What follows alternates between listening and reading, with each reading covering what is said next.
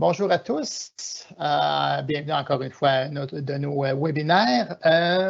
En début d'année, nous avions prévu faire justement un des éléments qui nous tient à cœur, l'indice du bonheur. Alors, on tient à toujours accompagner nos clients au volet dans le personnel, au volet personnel.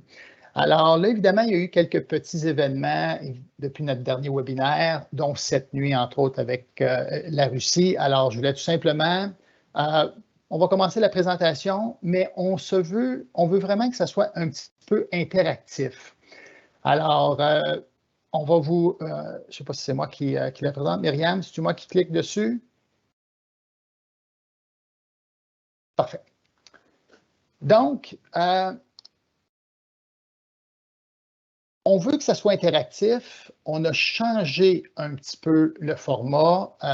Oui, on va parler du bonheur, même si dans le contexte actuel, depuis 2 ans, ce n'est pas toujours évident, mais c'était une des raisons pourquoi que nous voulions en parler. Par contre, comme on veut que ça soit très interactif, dans l'écran que vous avez, le petit signet à gauche, c'est le chat.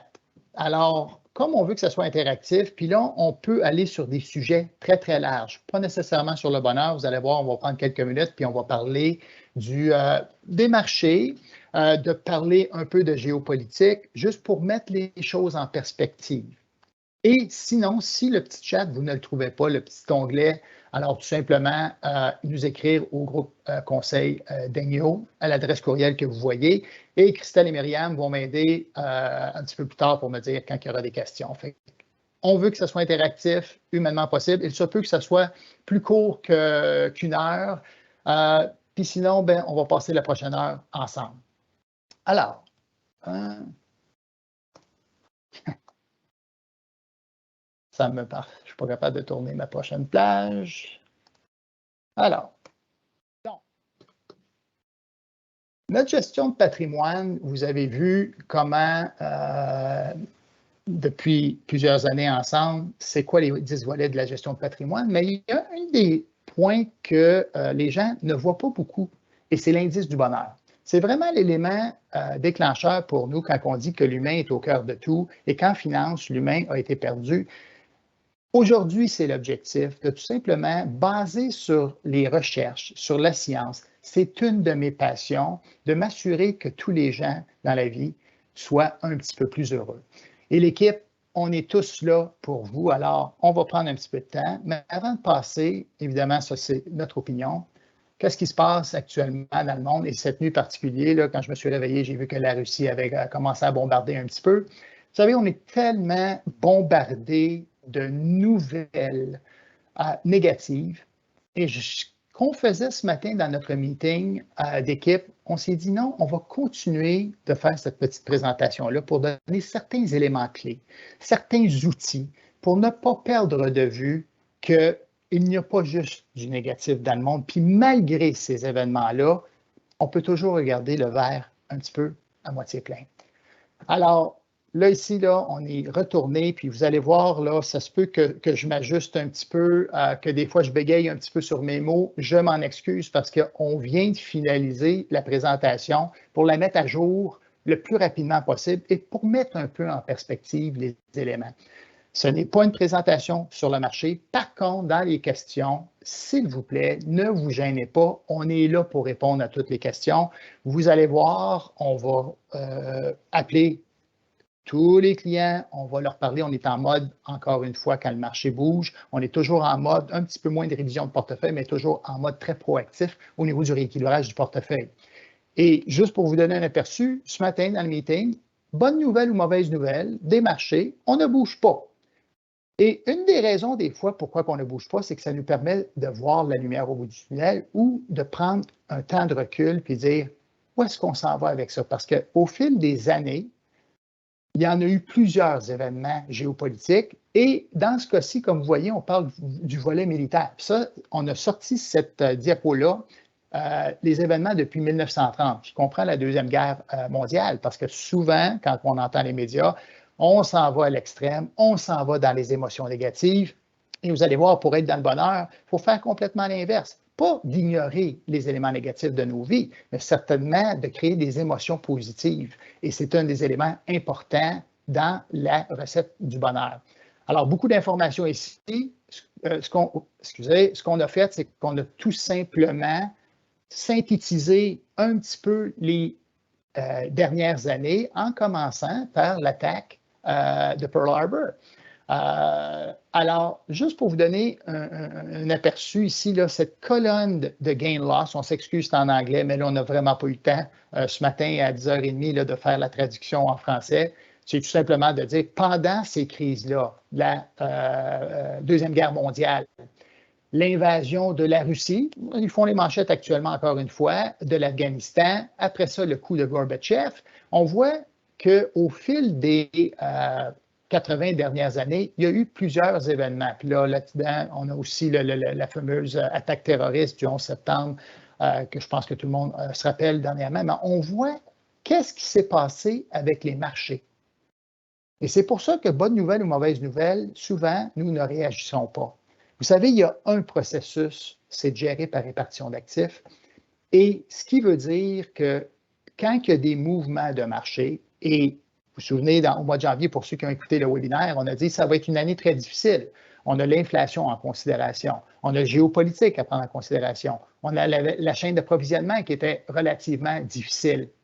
Alors, tous ces éléments-là nous impactent, veut pas, au niveau des marchés. Alors, le volet géopolitique, pour du plus court terme, nous impacte additionnel. On se doutait que la poussée inflationniste enlève généralement un rendement d'à peu près 5 sur les marchés boursiers. Fait qu'aujourd'hui, avec la correction qu'on a, puis une correction, généralement, là, ça varie, mais c'est 10 Au Canada, on est à moins 3 mais d'une correction de moins 10, on sait que la moitié provient de l'anticipation de l'inflation. Comment on va la contrôler?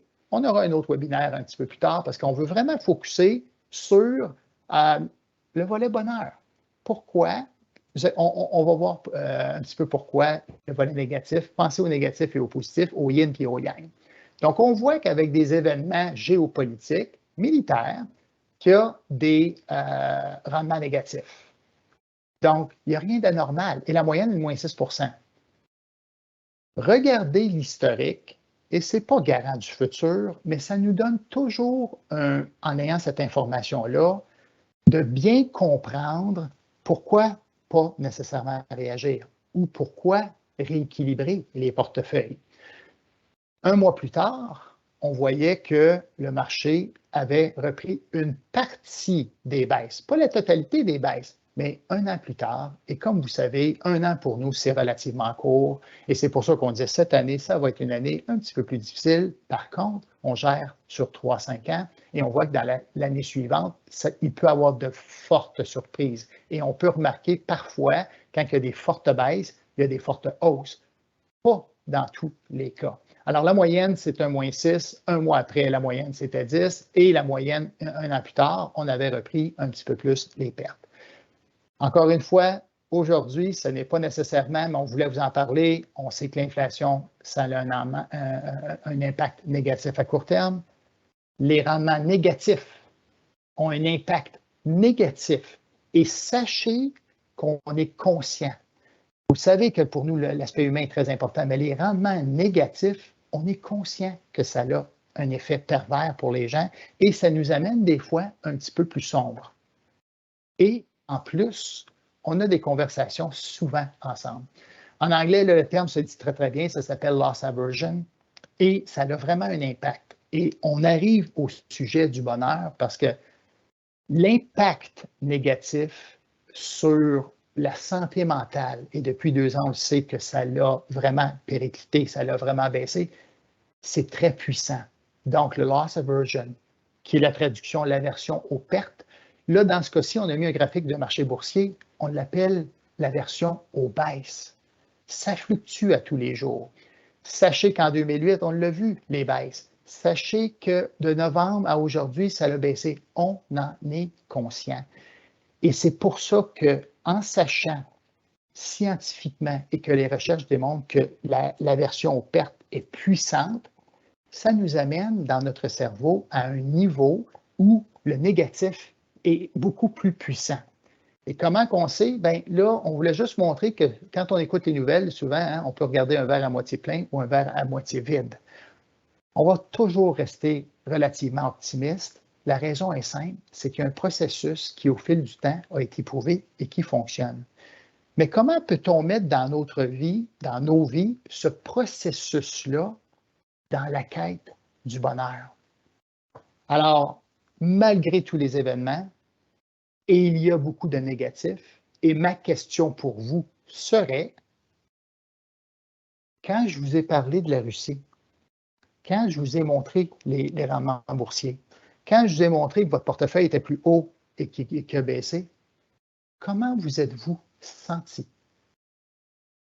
Et Sada, qui a fait des recherches, et c'est un chercheur, a démontré le ratio de la Sada, nommé pour le chercheur, le ratio de 3 pour 1. Je l'ai arrondi parce qu'en réalité, là, c'est 2,91 pour 1. Ce que ça nous dit, c'est que pour chaque élément négatif, pour se sortir de cet élément négatif-là, il nous faut 3 éléments positifs pour juste revenir au niveau où nous étions avant. Pas pour aller dans la quête du bonheur et améliorer notre bonheur, juste pour rééquilibrer. Et je trouvais que, bon, vous savez qu'on parle souvent de chiffres, je trouvais que cette formule-là était intéressante. Alors, ne perdez pas de vue qu'à un moment donné, chaque élément négatif, et êtes-vous d'accord avec moi que quand on écoute les nouvelles, et j'ai souvent des conversations avec vous mentionnant que j'écoute peu les nouvelles, j'écoute beaucoup les nouvelles qui vont être pertinentes. Et les nouvelles des deux côtés, parce qu'à un moment donné, les extrêmes, c'est jamais bon. Mais à partir des extrêmes, on est capable de synthétiser et de s'en faire une propre thèse. Mais la SADA a déjà démontré. Et en passant, tout ce que je vais vous montrer, ce sont tous des chercheurs, des psychologues qui ont fait des années et des études pour démontrer tous les éléments que je vais vous montrer. Alors, je vais essayer tout simplement de vous partager un peu la recherche, les sciences sur le bonheur, et je vais partager ma petite recette personnelle au quotidien pour être sûr que je reste dans un équilibre de vie saine.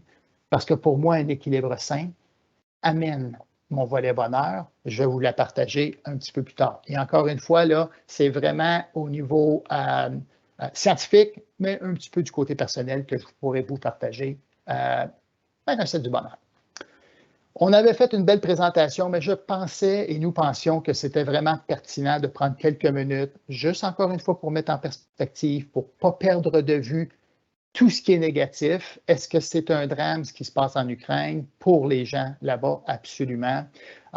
Est-ce qu'on a une boule de cristal et on sait ce qui va se passer? Pas nécessairement, mais ce n'est pas la première fois qu'on a eu des crises. C'est pour ça qu'on voulait prendre quelques minutes pour mettre les choses en perspective. Alors, on aurait aimé parler de tous ces volets-là. On va se concentrer un petit peu plus sur la recette du bonheur. Parce que, croyez-le ou non, il y a une recette qui a été développée pour le bonheur. Pour ça, on va parler des recettes, des petites habitudes. Ça va tout être interrelié. J'espère que je vais être capable de l'interrelier. Comme je vous dis, on a fait des petits ajustements. Et évidemment, on vous avait dit que c'était l'indice du bonheur, la présentation. Alors, nous allons terminer simplement en vous expliquant quel est l'indice du bonheur. Donc, pourquoi tant de discussions sur le bonheur? Pourquoi c'est si important pour nous? Juste pour mettre un peu en perspective, ce qui est arrivé par les années, les 20 dernières années, tous les psychologues maintenant, ou beaucoup de psychologues, mais il y en a un, entre autres, que je vais vous montrer, a renversé la vapeur. Vous savez, souvent, on regarde tous les éléments d'un côté et de l'autre, mais en psychologie, c'était toujours en fonction du négatif. Donc, il fallait améliorer ce que nous faisions de mal.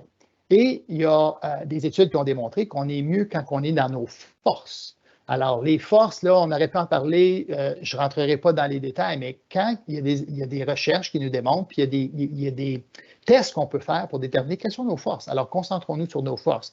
Daigneault a beaucoup de défauts, mais il y a quelques qualités et il veut se concentrer sur ces qualités principalement. Alors, la psychologie, les psychologues aujourd'hui ont switché, c'est toujours certains psychologues travaillent sur le négatif, mais sont rendus beaucoup plus sur la psychologie positive. Et la psychologie positive nous amène aujourd'hui, au lieu de dire le bonheur, dans les termes psychologiques, de tout simplement dire votre bien-être. Très important. Alors, quand vous allez entendre bonheur, vous allez et bien-être, vous allez voir, c'est interchangé, mais au niveau de la science, il parle toujours du bien-être et pas nécessairement du bonheur. Alors, tout part par le cerveau. Alors là, on ne fera pas un cours, encore une fois, scientifique. On pourrait s'étendre sur différents sujets, mais tout part du cerveau. Vous savez, on a la dopamine et on a la cortisol. Alors, il y a des études qui nous disent, dans la routine, puis on va parler un petit peu de routine, mais très peu, mais dans la routine du matin, la première chose que les gens devraient faire, c'est de faire un peu d'exercice. Il y en a des fois qui nous disent, je suis mieux le soir que le matin, mais les gens devraient faire de l'exercice le matin et suer. Pourquoi? Parce que dans la nuit, on a beaucoup plus de cortisol qui se crée et en faisant ces exercices-là le matin, en suant, on élimine ce niveau de cortisol-là qui peut nous amener dans les deux sens, mais généralement dans le négatif. Alors, c'est pour ça que tout part du cerveau. Comme je vous dis, on pourrait en parler tellement, mais j'ai essayé de faire une petite image.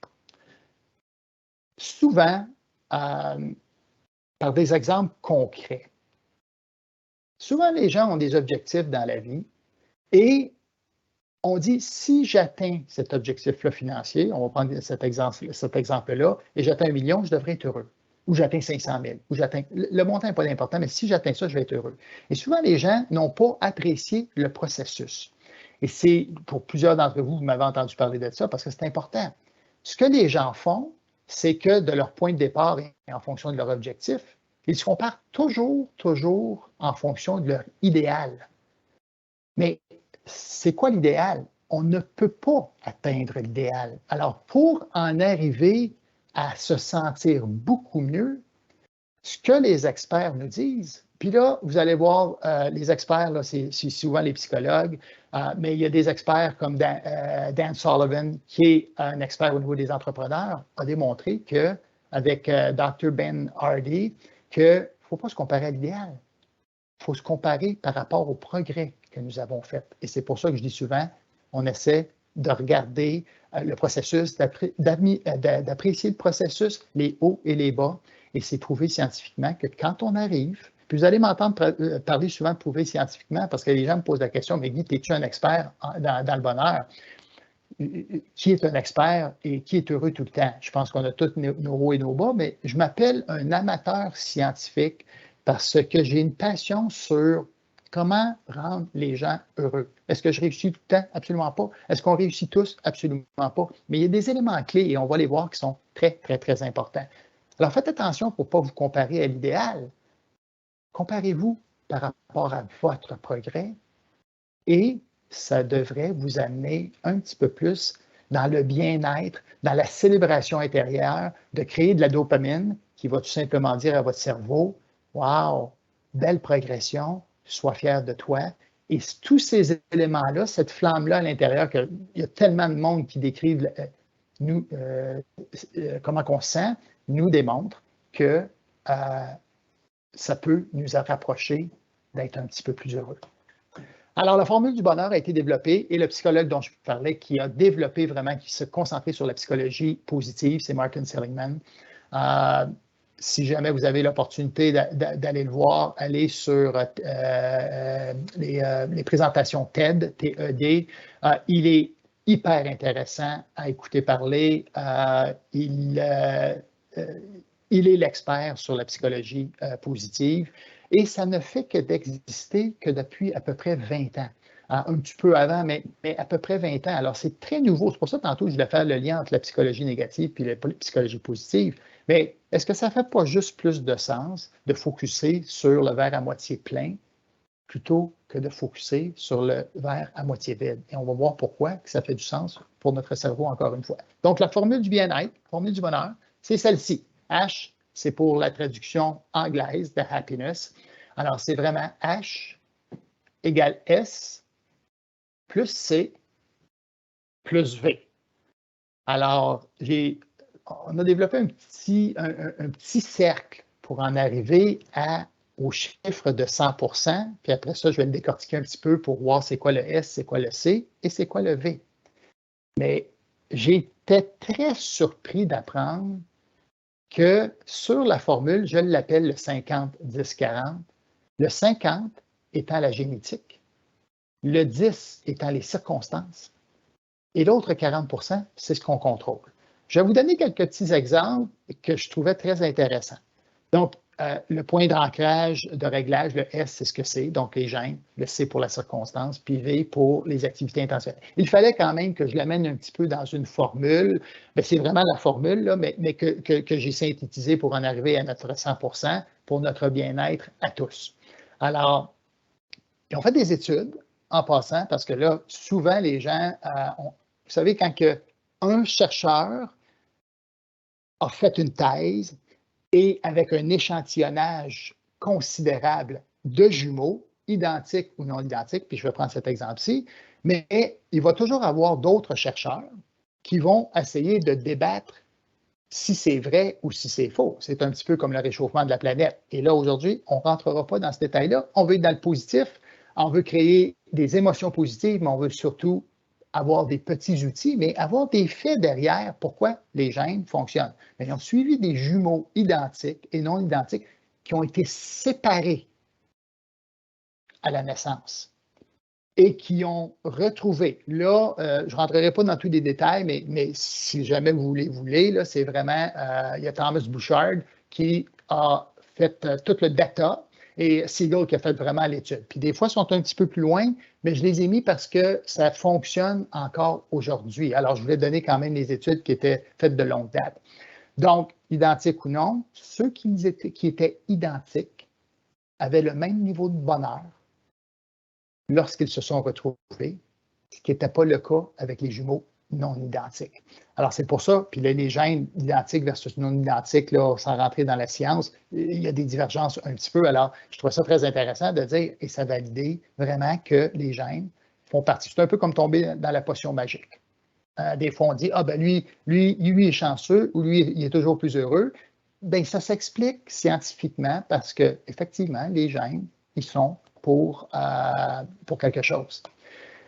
Les circonstances. Là, les circonstances, ça nous représente 10 %. Évidemment, là, encore une fois, ce n'est que 10 %, mais 10 % les riches, les moins riches, les malades, l'ethnicité. Il y a plusieurs sujets que nous pourrions parler, mais je voulais surtout en prendre un en particulier quand on parle des circonstances. C'est qu'ils ont fait des études au niveau, puis l'étude était sur le succès financier, mais il y a eu d'autres études de fait sur les gens au fil des années, mais c'était avec les étudiants qui, à 18 ans, s'étaient dit, sur les 20 prochaines années, si j'atteins tant niveau de sous, je vais être plus heureux. Alors, c'est faux. Quand ils ont fait toutes les études, ils ont démontré que ce n'est pas les choses matérielles qui amènent, et là, on pourra en discuter surtout, on a des fois des conversations avec plusieurs d'entre vous qui ont remarqué qu'on n'a pas voyagé. On tient à voyager, mais on se rend compte que finalement, on est capable de vivre avec un petit peu moins et en dépensant un petit peu moins. Ça nous a conscientisés. Ça, c'était une portion de la recette du succès, la formule du succès que j'aurais aimé parler aujourd'hui, mais encore une fois, désolé, là, parce que je veux vraiment qu'on reste dans le délai d'1 heure. Mais matériel versus expérience. Et je vais vous amener juste à la recette des petites habitudes, on y arrive bientôt, mais l'adaptation hédonique. Matériel versus expérience, adaptation hédonique. Vous savez, la fameuse lune de miel, bien, la lune de miel, c'est prouvé que ça dure généralement 2 ans. Alors, faites attention dans quoi que ce soit. Je n'irai pas vraiment nécessairement sur le volet de couple, mais c'est tout aussi applicable pour le couple, la fameuse lune de miel de 2 ans. Mais je vais y aller sur le fameux char, la belle auto que j'ai toujours voulu avoir et que quand je vais l'avoir, je vais être beaucoup plus heureux ou heureuse. Mais les études ont démontré que ce n'est pas sur le matériel que les gens sont beaucoup plus heureux, mais que pour augmenter notre niveau de bonheur, c'est sur les expériences. Et quand on y pense, ça fait juste du sens. Quand vous avez acheté votre belle auto ou quoi que ce soit de matériel, est-ce que vous n'avez pas, c'est pas rendu de l'acquis souvent. Et c'est ce que l'adaptation hédonique est. Tandis que les expériences, hey, j'ai fait un voyage, je suis descendu en Europe, j'ai été voir mes enfants. 10 ans plus tard, on en parle encore. Mon saut en parachute que j'ai fait avec mes 2 filles, là, ils m'ont forcé. Non, on a eu du plaisir à en refaire un deuxième, mais le premier saut en parachute, là, plusieurs années, jamais je l'oublierai. Et c'est pour ça que, en fonction des circonstances, juste mettre les choses des fois en perspective, le matériel versus l'expérience, les expériences de vie, d'aller à tous les 3 mois ou d'aller au cinéma régulièrement avec nos enfants ou avec des amis, parce qu'on va voir le volet, le support social, mais le volet relationnel est hyper important, si sinon presque le volet le plus important au niveau du bonheur. Alors, matériel versus expérience, expérience. L'adaptation hédonique et les activités volontaires. Ça, là, ce que ça dit, le 40 %, c'est qu'en réalité, pour notre bonheur, on a le contrôle sur 40 %, puis on a presque, je vous dirais, 50 %. Alors, oui, ceux qui n'ont pas tombé dans la potion magique, c'est une chose, mais pour l'autre 50 %, nous avons le contrôle, on a la capacité de contrôler, de maîtriser, de voir ce que nous pouvons penser et la pensée positive. C'est drôle quand on entend ça, mais c'est vraiment vrai que ça l'amène les gens à être plus heureux. Et ce n'est pas juste la pensée positive, c'est les émotions positives. Donc, la pensée vient du cerveau, les émotions qu'on s'ancre, ça fait partie du volet bonheur qui est très important pour les gens. Alors, par où commencer? Alors, merci Christelle, j'aime beaucoup cette image-là. C'est quoi les fondements du bonheur? Il y en a 5. Vous allez voir, ça va peut-être être un peu surprenant, mais ce sont les 5 éléments pour le bonheur durable, pour le bien-être. Et vous savez, quand je parlais toujours de positivisme, mais les émotions positives, toutes les recherches sur la psychologie positive est là, de créer des émotions positives. Et en passant, les émotions créent des habitudes. Alors, et vous allez voir que les habitudes, qui est le numéro 5, essayer de donner des petits outils.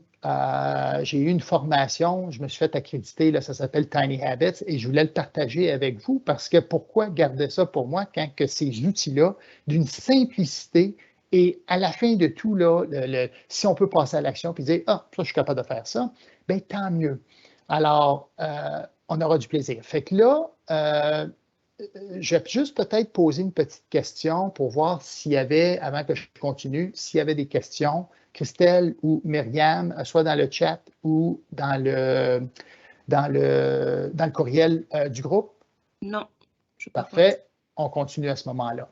5 éléments essentiels pour le bonheur durable. Et Sonia Lyubomirsky, qui est une psychologue positive évidemment aussi à l'université en Californie, font des recherches basées sur tout ce que Seligman a mis en place. Alors, émotion positive, très, très, très important. Donc, s'assurer. On va vous donner à la fin là, 10 activités. J'ai appelé activités de valorisation, je pense, là, du bonheur, mais des activités pour s'aider dans nos émotions positives. Alors, on entend parler des fois de certaines choses ésotériques, puis j'en reparlerai, mais ça a un effet très positif sur le mental. Alors, c'est les termes qu'on utilise au niveau scientifique, mais la pensée positive et l'émotion positive, c'est ce que c'est. Le timing optimal et la variété. La variété dans la vie, c'est hyper important. La routine, c'est important pour pouvoir atteindre certains objectifs, mais la variété est très importante pour pouvoir changer le mal de place. Alors, c'est important. Le timing optimal, ce que ça dit, c'est qu'il ne faut pas vivre dans le passé, il ne faut pas vivre dans le futur. Ça ne veut pas dire qu'on ne doit pas regarder le passé, et c'est un des éléments qu'on mentionnait tout à l'heure, en fonction de regarder la progression qu'on a faite et de ne pas avoir d'objectifs. Vous allez voir l'importance de mettre des objectifs. Et on entend souvent les gens qui sont à la retraite, « Ah, ben j'ai moins de choses à faire. » Il y a beaucoup de choses à faire. C'est juste de déplacer les événements qu'on a à faire. Mais le timing optimal, c'est de vivre dans le moment présent. Et vous allez voir pourquoi que c'est important, parce qu'on va parler de flow. On va en reparler un petit peu plus tantôt. Le flow qui est quand on est dans la zone. Alors, le moment présent, les défis qu'on a versus les capacités qu'on a. Alors, on va discuter un petit peu de ça. Je vais faire un survol. Généralement, j'aime ça aller un petit peu plus en détail, mais c'est vraiment pour être sûr que si vous vous appliquez, si vous lisez sur chacun de ces éléments-là, en principe, et là, ils ont tellement fait d'études de groupes contrôlés, pas contrôlés, parce que tous ces scientifiques-là, tous ces psychologues-là font toujours des groupes pour contrôle non contrôlé, pour voir c'est quoi les événements. Quand on le met dans un événement contrôlé, sont-ils plus heureux ou moins heureux? Si on les met non contrôlés, est-ce qu'ils sont plus heureux? En fonction des mêmes critères pour tous et chacun. Le soutien social, le volet relationnel est un des éléments clés. On pourrait parler pendant des heures juste sur le volet relationnel. Je ferai un petit aparté tantôt, mais dans le contexte que nous avons vécu depuis 2 ans, de travailler à la maison, d'être confiné à la maison, de ne pas avoir... On parle beaucoup de santé mentale. Ça fait les manchettes, ça fait les nouvelles, et c'est pour ça qu'on s'est dit, assurons-nous, surtout avec la recherche qui nous le prouve, de s'assurer qu'on puisse donner certains petits outils ou juste conscientiser. Parce que quand on se conscientise, on pense vraiment, on parle de sens. Mais après qu'on se conscientise, on est capable d'avoir des meilleurs résultats. On est capable de faire une transition entre la conscientisation et les résultats finaux. Soutien social, hyper important. Pensez-y, ceux qui étaient un peu plus seuls ont eu beaucoup plus de difficultés à passer à travers la pandémie. Ceux qui avaient le support moral et social de parler à leurs amis, d'avoir les enfants avec qui communiquer, sont passés beaucoup plus facilement à travers cette pandémie-là.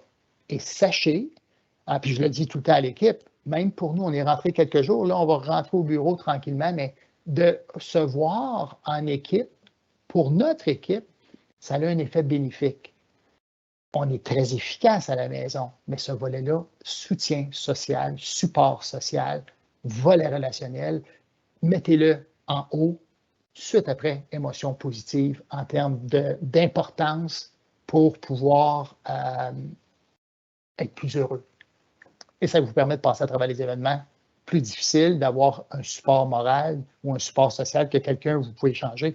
C'est juste du bon sens, mais ne le perdons pas de vue.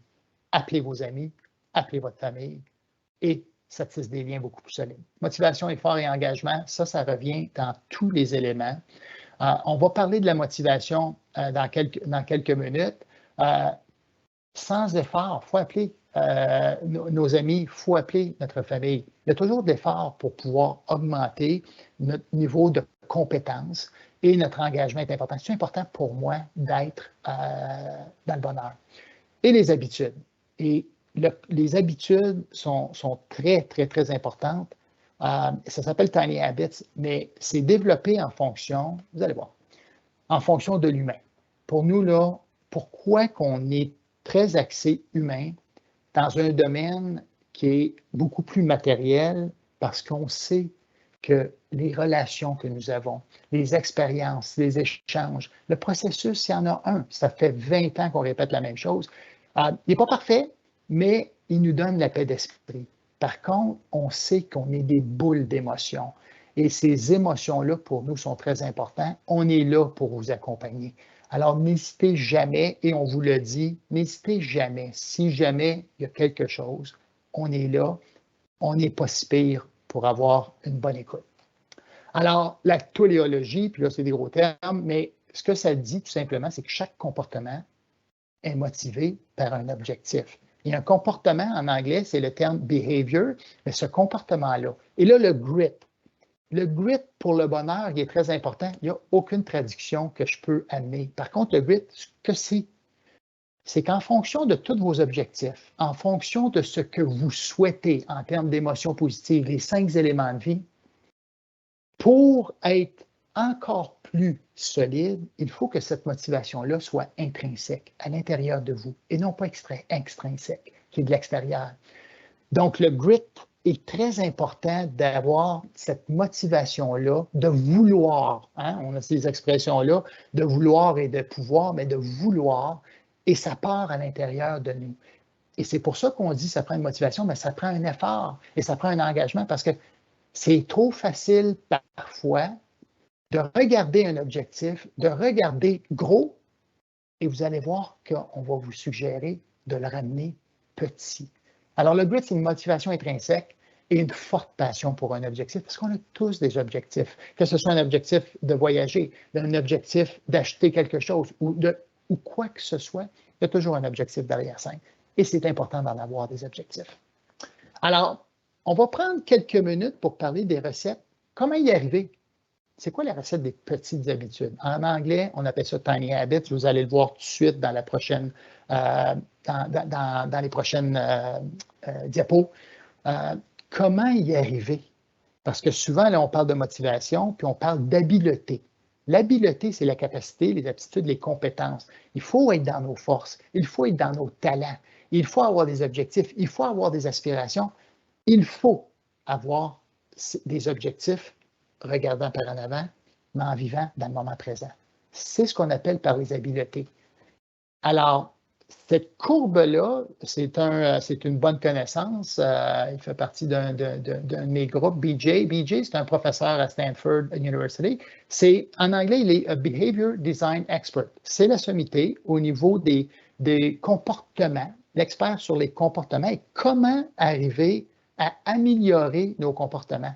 Et savez-vous pourquoi que ça s'appelle Tiny Habits? C'est tout simplement parce que les gens ont tendance à toujours faire des gros objectifs. Vous savez, quand il y a une montagne, puis on la regarde, puis on dit « Ah, il faudrait que je monte la montagne », qu'est-ce qu'on fait souvent? On ne fait rien. Parce que c'est tellement gros, on n'a pas bâti nos muscles pour pouvoir monter l'Everest. Alors, c'est pour ça qu'avec le Sherpa, on monte, puis on redescend, puis on monte, puis on redescend. Mais ils font des petites choses. Ils créent des petites habitudes. Et ce modèle-là, qui s'appelle Fogg Behavior Model, désolé, là, il n'est pas encore traduit. On m'a demandé de le traduire, puis je leur ai dit que je n'avais pas vraiment le temps de traduire ces informations-là. Par contre, ce que ça dit, c'est qu'il faut avoir des éléments enclencheurs. C'est ce que prompt veut dire.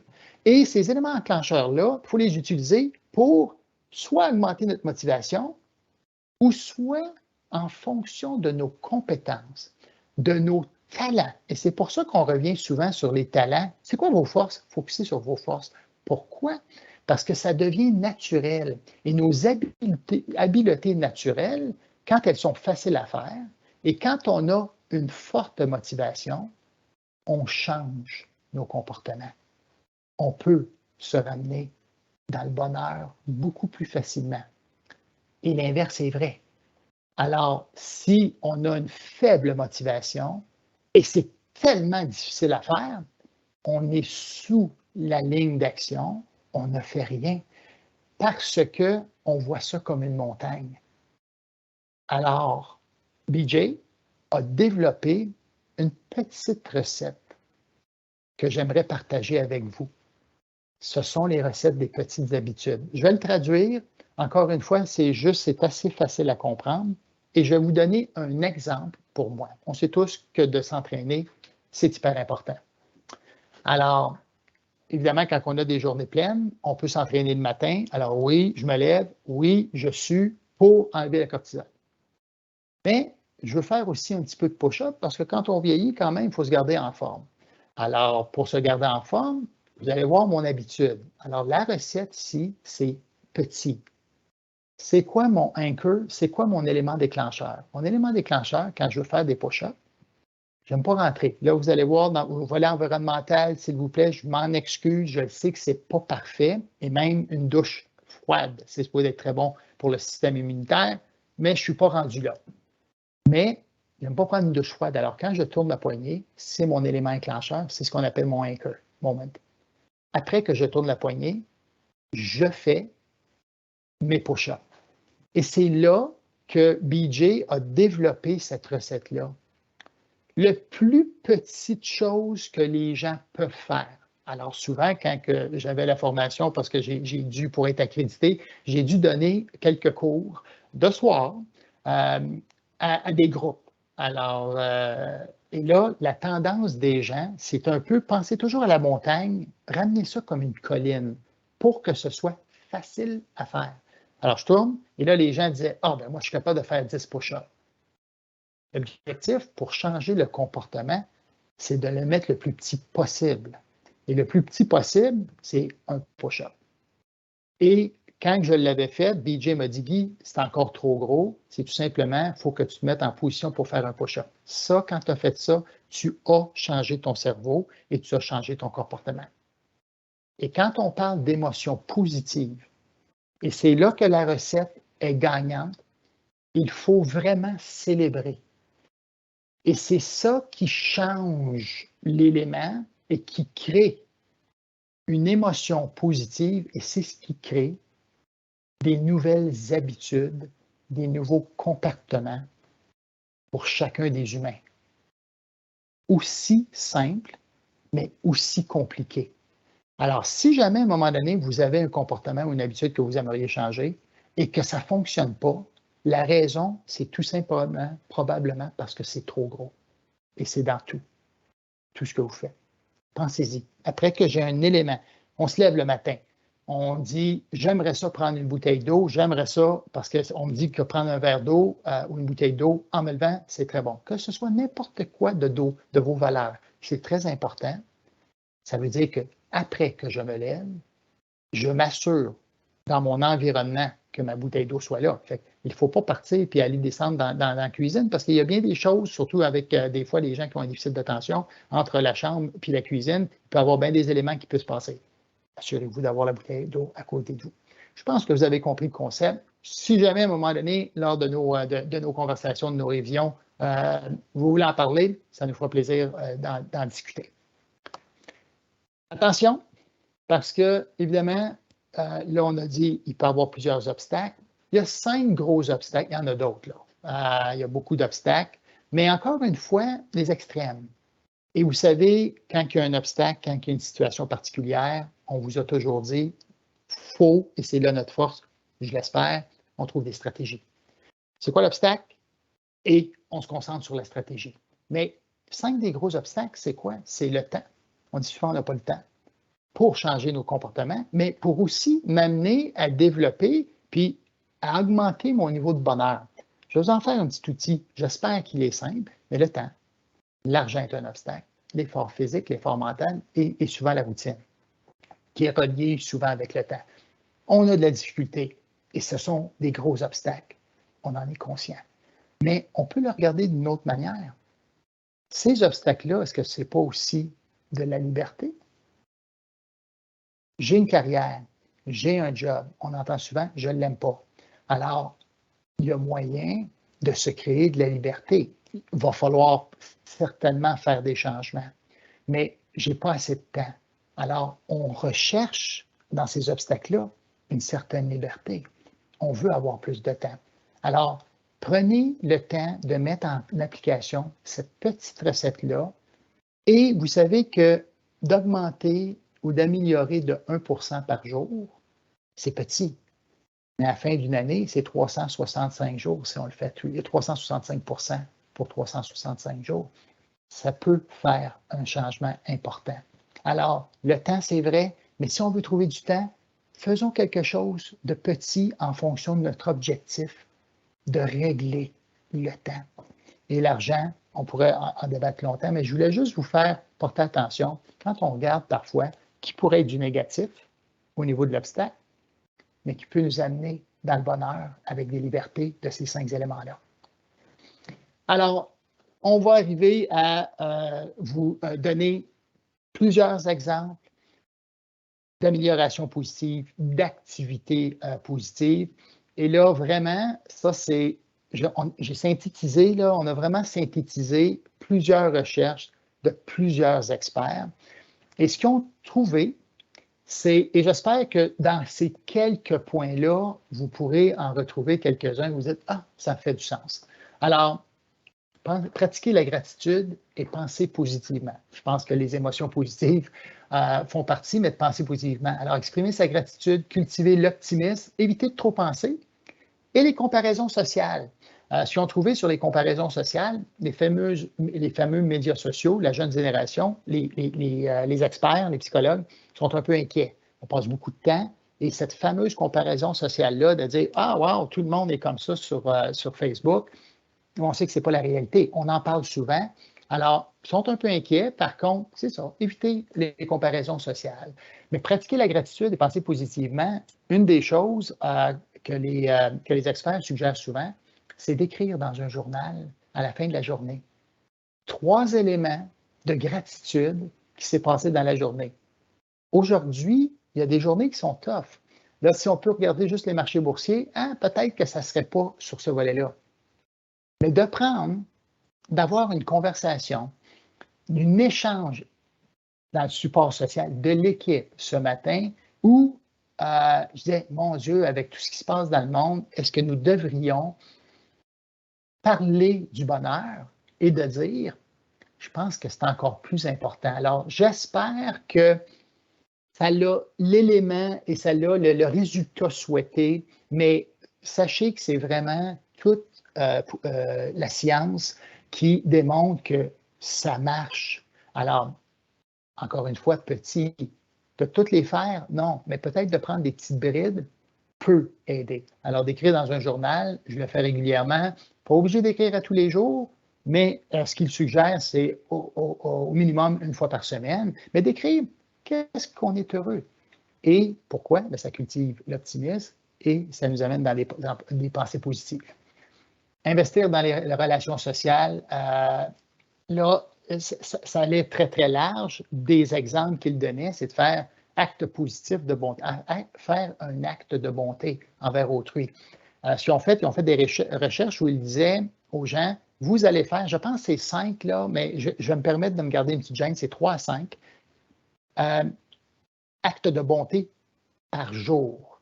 Et ce que ça a amené, c'est que, ça nous rend heureux sur le moment, mais le positif derrière ça, c'est qu'après 6 mois, quand ils ont continué, ces gens-là qui avaient fait ces actes de bonté-là, ça c'était ceux qui étaient contrôlés et non contrôlés, démontraient qu'ils étaient encore plus heureux 6 mois plus tard.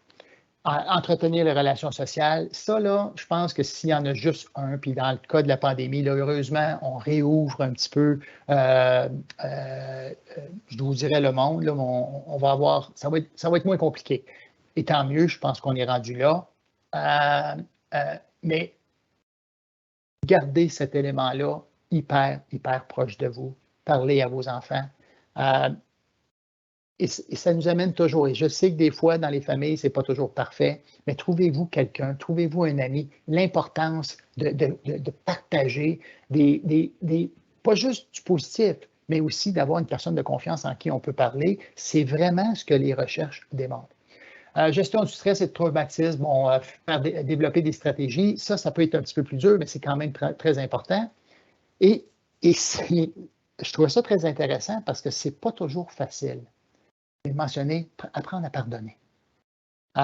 Et là, vous allez voir, le volet religieux va arriver un petit peu plus tard. Il démontre que certains gens qui sont plus spirituels sont un peu plus heureux, mais sans rentrer dans la spiritualité dans la religion, tout simplement apprendre à pardonner, parce que ce qu'ils ont démontré, c'est que c'était à nous autres que ça faisait du bien, tout simplement.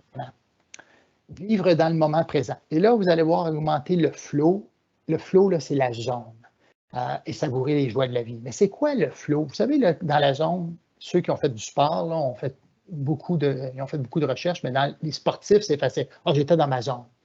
Mais pour être dans la zone, c'est Csikszentmihalyi, qui vient de décéder au mois de décembre, que j'aimais beaucoup. C'est le père du flow. Autant Martin Seligman, c'est le père de la psychologie positive. Pour le flow, c'est vraiment Csikszentmihalyi. Il est très intéressant. Le livre est synthétisé ici pour vous, parce que pour moi, c'est toujours de dire comment on peut être dans le flow, dans cette zone-là. Bien, il nous donne 4 exemples que je trouvais très intéressants. Alors, on va avoir des défis, on va avoir des obstacles. Mais des défis ici, on peut s'en donner des défis, mais aussi des compétences. Alors, c'est pour ça que quand on parle de motivation, d'effort et d'engagement, pour aller chercher des compétences. On pense que nous connaissons bien la gestion de portefeuille. On a quand même des études. Alors, pour aller chercher ces compétences-là, pour ça que ça prend un effort, ça prend un engagement. Mais il y a une période où si on augmente trop les défis et qu'on n'a pas les compétences, ça nous amène dans une zone d'anxiété. Et je trouvais intéressant parce que des fois, on dit « Ah, moi, je suis anxieux, puis l'anxiété, c'est très fort. » Et je me permettrais de dire, là, parce qu'on a une cliente psychologue, justement, qui disait qu'à partir de 70 ans, les gens un petit peu plus âgés commencent à avoir un peu plus d'anxiété. Vous m'avez entendu parler de ça. C'est pas parce que je détiens cette vérité-là, mais on le démontre. Alors, des défis ou des obstacles avec pas nécessairement comment gérer cette situation-là, créer de l'anxiété. Alors, au même niveau que quand on a vraiment les compétences, je suis au bureau, je fais quelque chose de archi-plate, j'ai plus de défis, on est dans la section d'ennui. Et entre l'anxiété et l'ennui, c'est cette zone-là idéale où seule la personne peut le savoir, mais où on est dans le timing optimal, on est dans le moment présent, où vous avez certainement eu cette période-là à un moment donné, que ce soit à l'ouvrage, que ce soit dans une activité sportive, que ce soit n'importe où, on se dit « Mon Dieu, que le temps a passé vite ». Mais c'est à ce moment-là que vous avez été dans la zone de flow, dans cette zone-là. Et ce que Miali mentionne, c'est qu'on souhaite de toujours être dans cette zone-là. Pas toujours facile. Et attention au yin et au yang, l'obstacle versus la liberté. On ne peut pas toujours être dans la zone. Premièrement, ce n'est pas possible, mais on ne veut pas toujours être dans la zone. Ce qu'on veut, c'est tout simplement avoir une certaine progression. Alors, quand on commence, on a des moins grandes compétences, on en a, mais quand on augmente nos compétences, assurons-nous d'augmenter nos défis. Et quand on regarde tout derrière pour le bonheur, ça fait juste du sens. Et souvent, on avance et on est encore plus compétent et on a des plus grands défis. Et ceux dans la vie qui ont des plus grands défis et qui continuent d'aller chercher ces compétences-là demeurent dans cette zone-là. Et engagez-vous pour l'atteinte de vos objectifs. Je pense que ça revient souvent, les objectifs. Prenez soin de votre corps et de votre âme.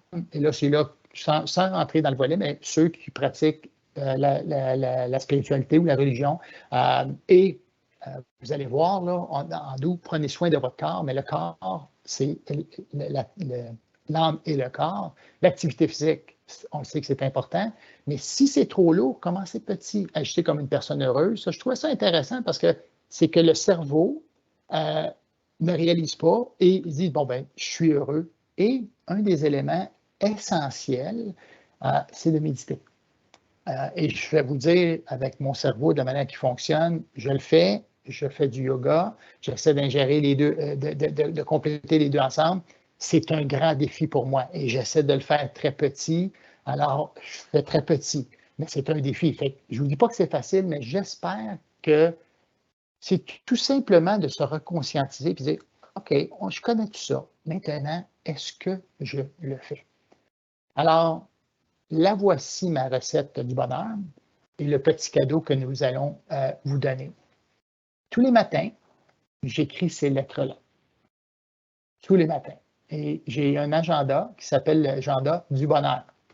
Alors, j'écris le F, j'écris le A, j'écris le F, le C, S, C, P et le S. Et ces lettres-là, juste ça que je mets, à la fin de ma journée, je m'assure et j'essaie, mais sans du tout me flageller, mais je célèbre si j'ai mis un petit crochet à chacun de ces éléments-là. Et ces éléments-là, pour moi, m'amènent dans un équilibre de vie. L'équilibre de vie, je l'appelle la roue du bonheur. Et cette roue-là, on la veut ronde. Alors, si jamais vous souhaiteriez recevoir ce petit outil-là par courriel, envoyez-nous un courriel là, au groupe ou à l'équipe et on pourra vous le faire parvenir. C'est très visuel, hein? On apprend de bien des manières, mais je trouvais que visuellement, on voit que la roue est ronde. Et le F, c'est pour la famille. Le A, c'est pour les amis.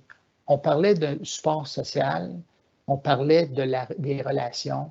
C'est ce volet-ci qui est très important. Par la suite, l'autre F, c'est pour les finances personnelles. La quatrième lettre, le S, c'est pour la santé. Après ça, c'est la carrière, job. Après ça, c'est pour la croissance personnelle. Et après ça, c'est pour la spiritualité. Puis la croissance personnelle, là, c'est d'aller chercher des compétences additionnelles. Pourquoi pour moi, l'humain a toujours été très important. Mais il faut partir, qu'est-ce qu'on peut faire? C'est quoi les éléments déclencheurs pour être un petit peu plus heureux? Et on veut tous un équilibre de vie. C'est ce que, au fil des 30 dernières années, en jasant avec beaucoup de vous, c'est ce que les gens recherchent, d'être heureux et d'avoir un équilibre de vie. Alors, ce qu'on dit avec ce petit outil-là, puis on revient vraiment, là, ça vous donne mon âge, mais ça donne un petit peu un volet visuel, de tout simplement colorier où nous sommes sur la roue, dans les 7 strates qui sont, pour moi, les 7 strates de vie les plus importantes dans l'atteinte du bonheur. Alors, vous pouvez même le colorier, évidemment, de 1 jusqu'à 10. Et si vous êtes tous à 10, bravo. Si vous êtes tous à 7, votre roue va être ronde. Mais des fois, dans les moments comme on vit, et avec toutes les 2 dernières années, on a malheureusement eu tendance, des fois, je pense pour la santé mentale, à être un peu éparpillé et peut-être être dispersé dans nos éléments. Alors, j'espère que ça peut vous permettre de juste conscientiser, de ne pas perdre de vue, puis dire, j'ai parlé à mon père de 91 ans. Pour ceux qui me connaissent très, très bien, je lui parle à tous les jours. Je suis encore privilégié, il est avec nous. Mes amis, je ne peux pas parler à tous mes amis à tous les jours, mais à tous les jours, j'essaie vraiment de parler à des amis.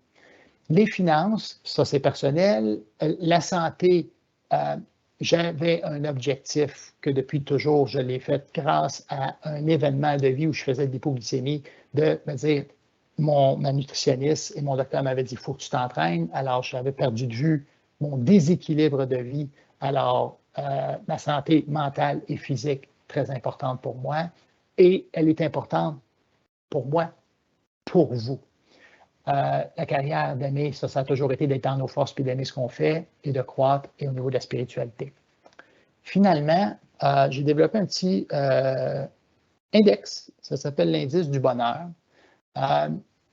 C'est vraiment là, il y a un site qui est en construction, mais vous pouvez utiliser le petit cercle ou vous pouvez directement aller là. Vous allez reconnaître là, Daigneault, mais l'idée, c'est tout simplement de mettre en perspective l'importance de chacune de ces catégories-là et par la suite de dire, c'est quoi sur 10 où je suis? J'ai commencé, je le fais avec quelques-uns des clients, puis un entre autres que j'ai en tête, là, qui me rajoute, il dit là maintenant je suis rendu, ça fait 7 mois en ligne ou 7 semaines en ligne, là, je ne me souviens plus, mais ça fait quelques fois qu'il le met, puis il les met un à côté de l'autre. L'idée, c'est tout simplement de se conscientiser. Et je vais vous donner personnellement, pour moi, de la manière que, quand je l'ai développé, mais surtout comment je le fais. Au niveau de ma santé, pour moi, les gens me disent souvent, oui, mais Guy, moi, la santé, c'est ce qui est le plus important. Là, tu me dis tantôt, pour le bonheur, les relations, c'est ce qui est le plus important. Ça devrait être 1 ou 2. Chacune des personnes est unique. Chacune a sa propre recette. Par contre, il y a des éléments qui, en fonction des recettes et le processus qui existe, à chacun de s'adapter. Moi, ma santé, il est numéro 7. Et là, si les gens souvent me disent, oui, mais c'est un peu incohérent. Si la santé, c'est ce qui est le plus important, si tu n'as pas la santé, c'est vrai.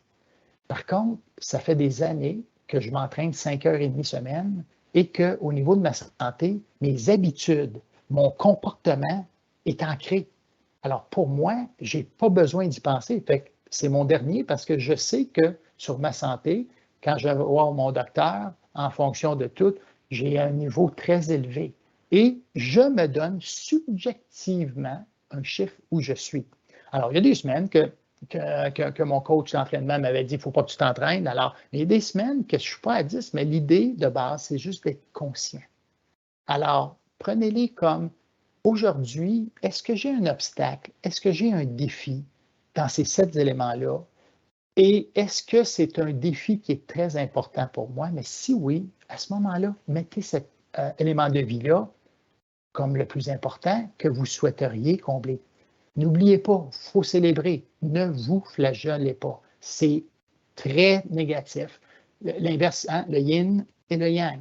Alors, c'est toujours dans le positif. Alors, ce n'est pas grave si on ne l'atteint pas. On commence. Commençons petit. Alors, 1 à 7 sont les 7 éléments. Et de 1 à 10, où êtes-vous sur chacun de ces éléments-là? L'autre, c'est juste que la formule, quand vous allez sur le lien, c'est que vous allez avoir un chiffre qui va sortir en fonction de la formule que j'avais développée par rapport aux 2 importances des chiffres. Sur ce, j'espère, ça fait, j'ai même dépassé mon temps, je m'en excuse. On avait fait des petits ajustements ce matin par rapport à la présentation pour essayer de vous dire, on est conscient de la situation humanitaire, de la situation dans le monde. On tient à vous dire qu'on sait qu'on vous avait dit que c'était un début d'année difficile. Ça va être encore un début d'année difficile après 2 mois. L'optimisme derrière, c'est qu'il y a des éléments qui, on pense encore que, autre que le géopolitique, on sait que c'est généralement du court terme, fait partie de la variabilité. On sait que les marchés ne sont pas évidents. Mais ce qu'on voulait, c'était tout simplement de dire, on est conscient que les 2 dernières années ont été difficiles. On espère que ces petits outils-là, cette petite conscientisation-là peut juste vous rendre un peu plus heureux dans votre vie.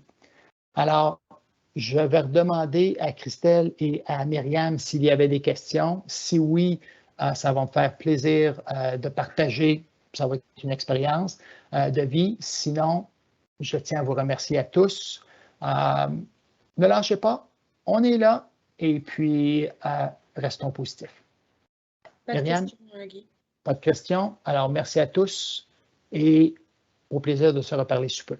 Et croyez-moi, Christelle et moi, on est sur le point de vous appeler pour juste échanger comme on avait fait, comme on fait régulièrement. Alors, merci à vous tous et c'était un plaisir de partager un petit peu notre passion sur le bonheur.